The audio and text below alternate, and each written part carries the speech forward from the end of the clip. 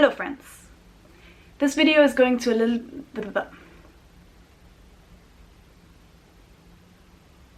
Hello friends. This video is going to be a little bit more personal than usual, because if I've learned anything over the course of my life, it's that sharing usually makes things better. So here we are. Last year I experienced a psychosis. Now this was an incredibly difficult and transformative experience, and I ended up spending a few months in a psychiatric facility in Germany. Psychosis is an incredibly complex phenomenon, and it can have many different causes. And I'm not here to tell you that I fully understand mine, but what I do want to tell you is what I do know, my version of what happened. Because it deeply connects to what I believe about this world and why I think you should seriously consider getting organized. I've always been interested in politics, which in itself is a silly phrase, because what is politics? Everything is politics. It's our relationships to each other, to life, to the planet. Whether you want to or not, you're already involved in politics. You are political, your being. For me, it actively started with Fridays for Future in my hometown, Düsseldorf. Later, I got to meet many different people from different places and in very different life situations, which pushed me to see things from different perspectives. But it wasn't until October 7th that something shifted inside me permanently. I started reading more about Palestinian history, about Germany's relationship to it, and about the deeper structures that define and shape our world. I slowly started getting into Marxist theory, and with time, more and more things started to make sense. All the issues I cared about, climate justice, queer liberation, housing, healthcare, whatever, it all connected and pointed towards the same root cause, capitalism. And while I had understood that intellectually before, this time I felt it in my body, in my nervous system, in my dreams. I come from an upper-class family, and I'm a descendant of Konrad Adenauer, West Germany's first chancellor, who defined German-Israeli relations. And politics was always around me. So was the feeling to have some sort of responsibility for this world. I always voted for the Green Party, went to Christopher Street Day, and thought of myself as a progressive. It took me some time to understand that the most meaningful thing we can do starts with ourselves, examining our own life, choices, and family history. So I started reading more and more, joined a few university occupations, and for the first time in my life was confronted with police violence, so that some of the knowledge that I'd obtained through books moved from the theoretical into the practical, lived experience, the body. My entire liberal understanding of the world came crashing down. And then came the moment my psyche cracked. I was full of questions, rage, grief, hope, and completely overwhelmed. It felt like any good I had ever done was completely useless. I was theorizing too much, spending way too much time online, and questioning everything without properly grounding myself in collective organizing. Our bodies know more than our minds can comprehend at first glance. But in this society, we're taught to distrust our feelings and stay productive and functional at all costs. And eventually, my body said no. I couldn't sleep for weeks, couldn't eat, my heart was racing. There was an electricity in my veins that did not allow me to rest anymore. The time for rest was over. So I started running around the supposed city of justice, standing in front of security cameras and staring back at them. Who are you? And why are you looking at me? I can stare back. It was my own little revolution. Looking back, that experience was terrifying, but it was also deeply profound. And I refused to let it be reduced to a mental health crisis, because it taught me something that I think we all already know. The personal and the political is very much connected. There is a connection between isolation and capitalism. Our system is built to make us feel alone, numb, alienated. It teaches us to constantly compare and compete, to fear vulnerability, to value individual success over collective care. Once I fully understood this and my position within the system, I cracked. Psychosis is not just about brain chemistry. It's about context. Emotional overload is a perfectly human response to a world this unjust, this fast, this violent, this unfair, this lonely. This is also why I believe in art. Art makes us feel in contexts outside of our own reality. And feeling is the first step towards remembering we're not alone. Art builds empathy. It plants the seed that can spark connection and cause us to question our own reality. It can lead to inspiration, and that inspiration can become political action. But of course, I also know that, like everything else under this current system, art has become abstracted from its original meaning. One of the things I felt it was imperative to do during my psychosis was go to an art event about counterculture. And I got a little bit upset. I'm going to show you the video of that encounter because it's already online anyways. I would ask you to please have some patience with me. At this moment, there were lots of things happening inside of me. And I know I'm talking about myself a lot. This is simply my way of trying to unravel and approach understanding of all the emotions I was feeling. Is it on? Yeah, thank you. Just before I get into, I have several questions, but before I get into that, I guess I will say a little bit about myself so you have some context. Some aspects of my identity which to me don't mean anything, but because they mean everything to most other people, define parts of my existence are the fact that I'm German, queer, a woman. My body was forced upon. I've gone through a lot of physical pain, but I've learned to reclaim my body through dance, specifically. I have a lot of very good friends, and I'm also part of the student movement that's going on at the moment, literally occupying spaces. And I recently finished writing my thesis about what you were saying as well, the abstraction of critique, because there's a trend of that which happens within my activism for pro-Palestinian activism. I found out that the IDF uses Deleuze and Guattari to develop their military strategies, and that made me think about in what other ways critical theory and critical origins are being abstracted. And I wrote my thesis about the abstraction of culture jamming, which is a culture jamming.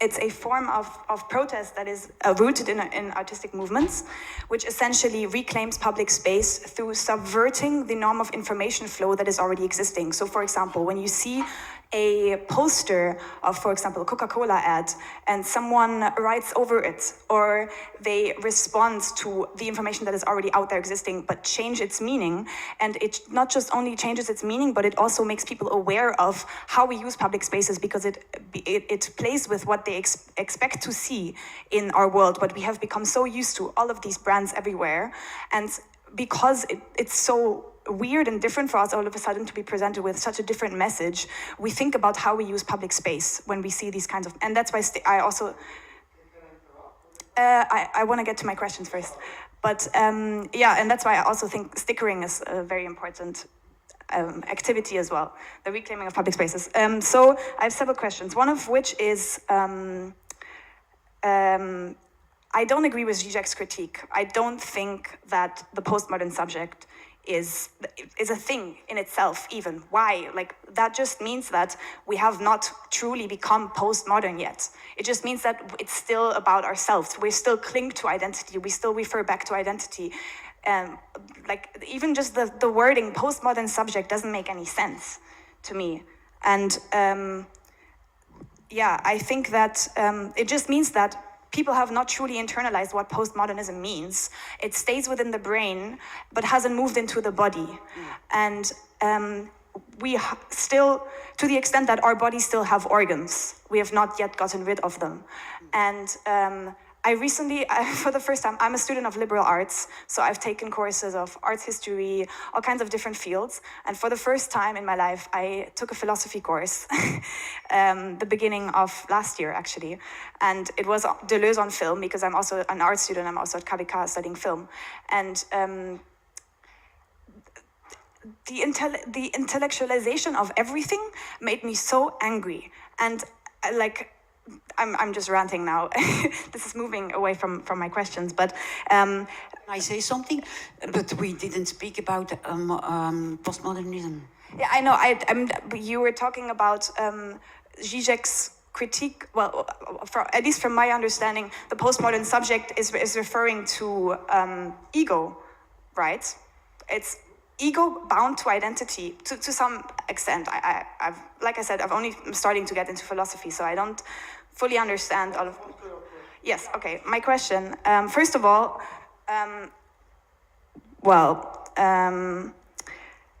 okay. So yes, what do you think is the role of the body within all of this?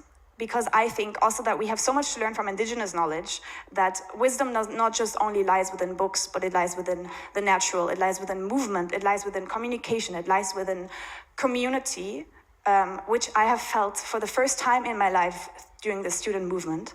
And it lies within conversation, it lies within, yeah, all of these things. So what do you think is the role of the body within all of this? And also,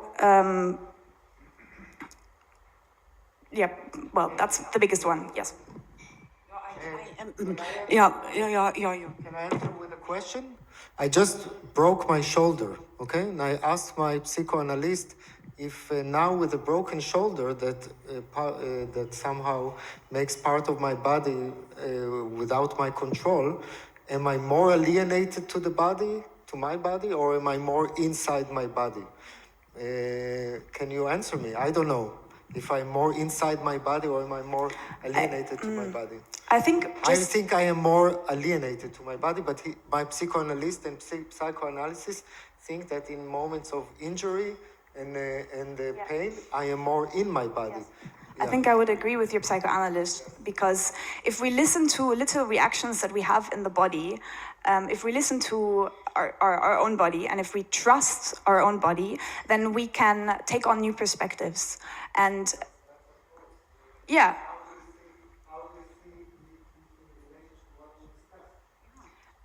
Well, I think that the body plays a really big part in the liberation of the mind. And that is necessary for arts to play any sort of role, and that is necessary for us to focus on community, which is necessary to liberate all of us. Talk about the body, you are the body, you know? I mean, you don't have to take such a distance from your body. I think that's a big problem. That's a good point. Maybe of your generation, or maybe the education that you had, but this is not normal. Like the way you are communicating now, I hope it's transgressing into something more positive, because it's all sheer negativity that I hear from your, and I think it's a bit, and you have to be very much aware that the only thing you are is a body. No, I'm completely positive. I've never been more free. I've at least felt like it. I don't know if I am actually free, but felt free in my life at the moment, being part of the student protest movement than ever before. And what I mean with at least what I'm trying to communicate is that I think we have separated brain from body, and I'm trying to find a way. I was asking you a question because I think. I answered in a question because it's too big for me to discuss that. Sorry. Yeah. It's a big question, but certainly the body is a very one of the most critical liminal zones. It's the frontier between life and death, It's when you come with bodies in mass together that you can change things. That's what protests are about.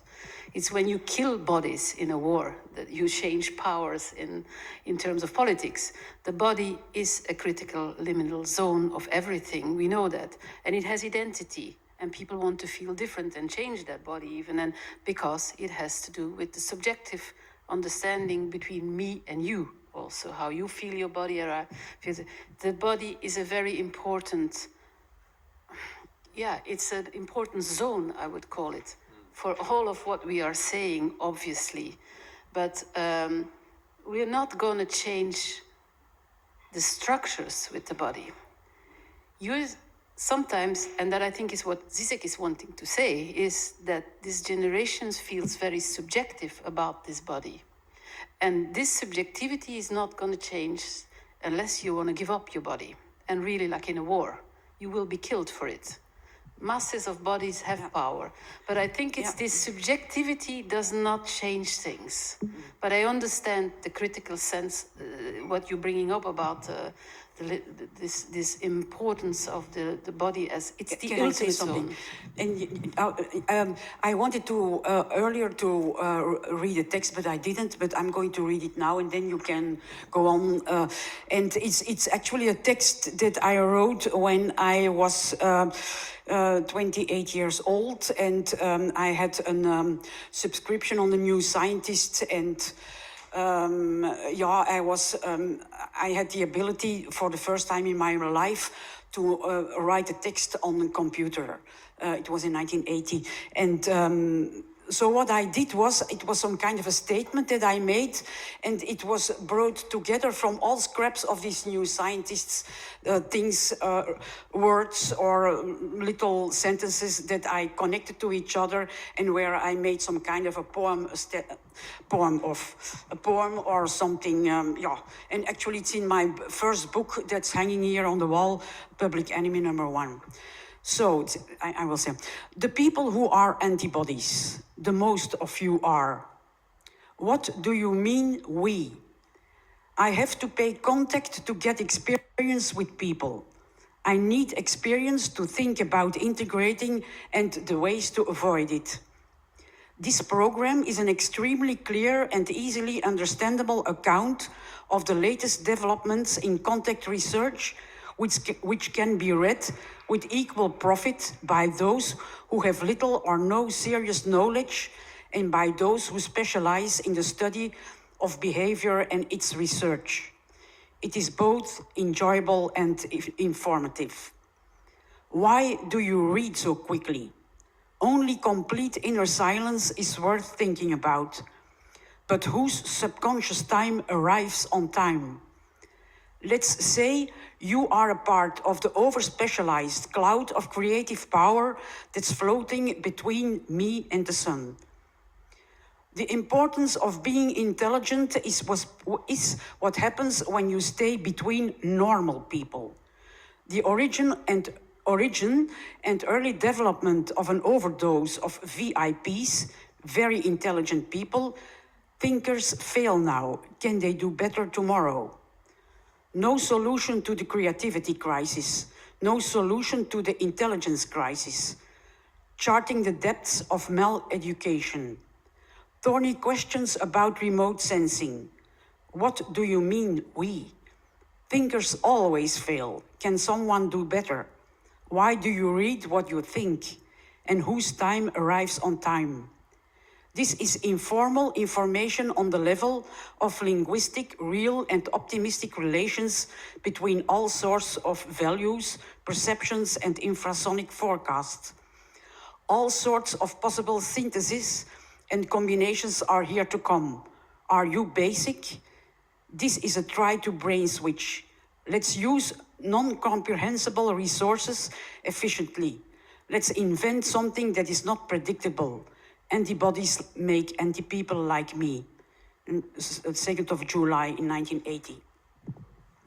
I think, that's actually, it's such a long time ago, and I was 28 at that moment, and I had the same problems that you had, actually, and that's what I, I'm sorry?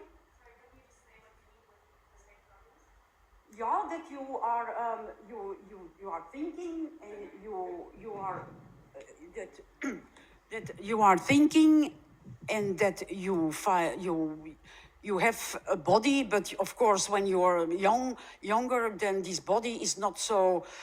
Yeah, actually, I don't know how. Anyway, I think you had the same problems. I cannot. It's not a problem. It's just part of the evolution. I don't know how old you are. 21. Yeah, it's part of your evolution as a human being. Your brain, your body evolves, your brain evolves, and sometimes there's parallels, but sometimes it doesn't fit into each other, and yeah. Okay.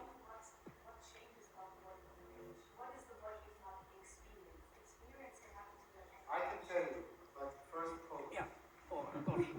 I wanted to say something about postmodernism. Before postmodernism started, you can see it in architecture, where you see all sorts of style collected. So that's a short definition of it. But before that, people gathered around, got into circles for ideologies, liberalism, conservatism, socialism, modernism, yes, right. And then postmodernism came, and there became a vacuum. Where do I belong? Who should I follow in certain respects? And after that, I think, we got in a situation of identity, which is now.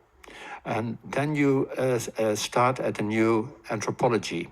Who am I? Where do I come from? What am I? And this has so many different aspects that we are not ready for it already. We are halfway, or not even halfway.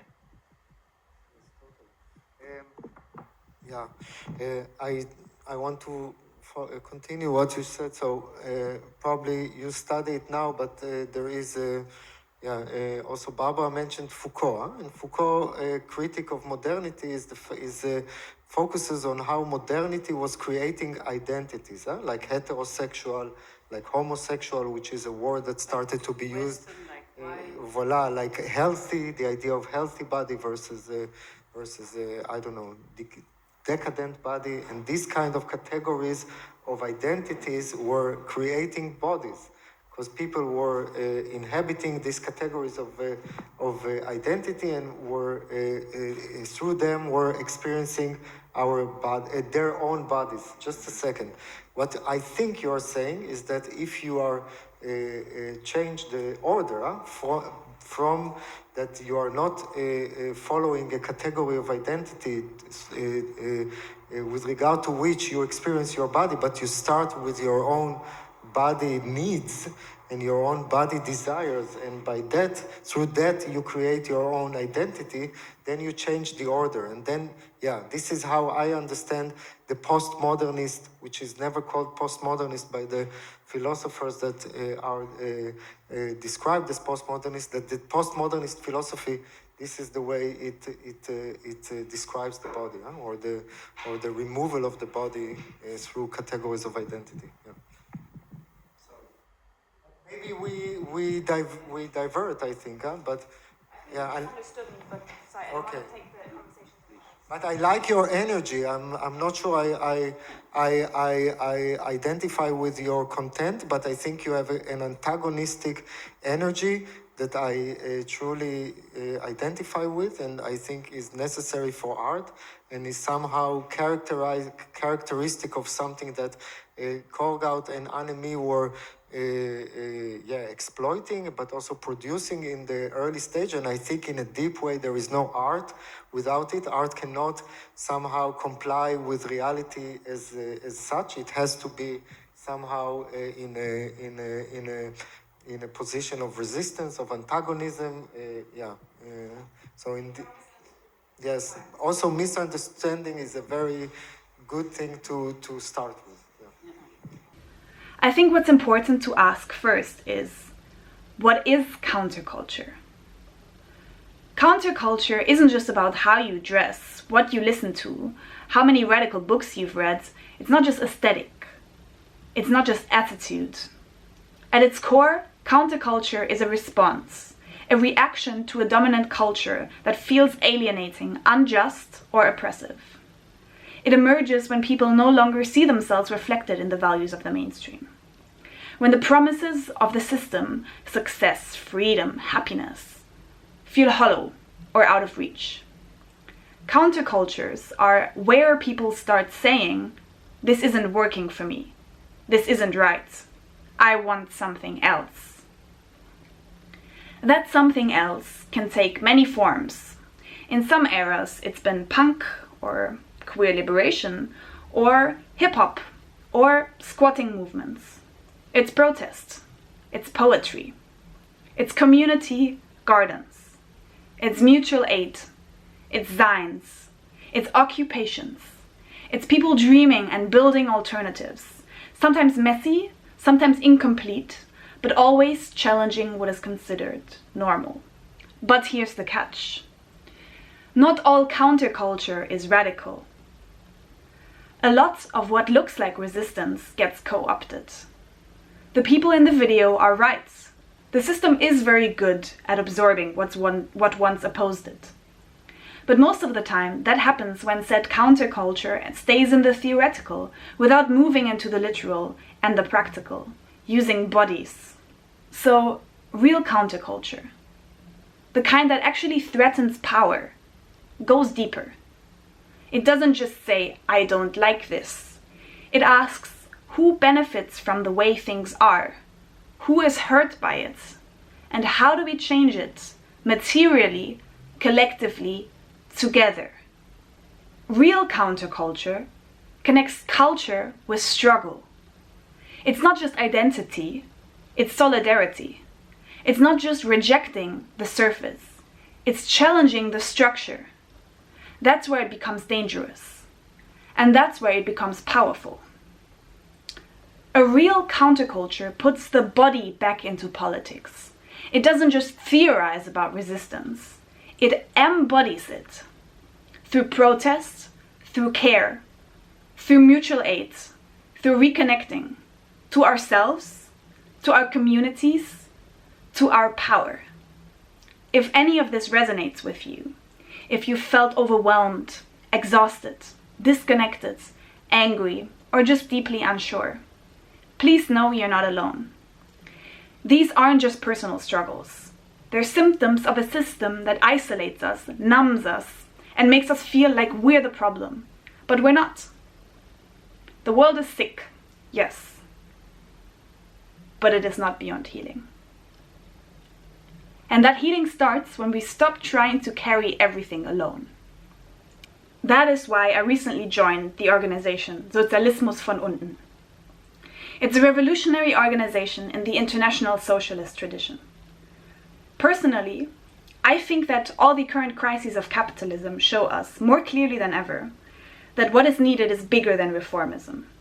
Organizing that dares to think outside of the current system. You don't have to join the same group as I did, but I really encourage you to get organized. Try things out. Go to meetings. Talk to people.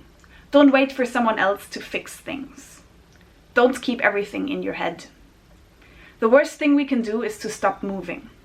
Politics is something we do, together, in real world, with our bodies, and voices, and choices. Ask yourself honestly, are you fulfilled? And if the answer is no, what are you going to do about it? Because we all deserve more than just survival. Get organized. If you have the space in your life, do it now. We have so much to fight for, and we have a world to win.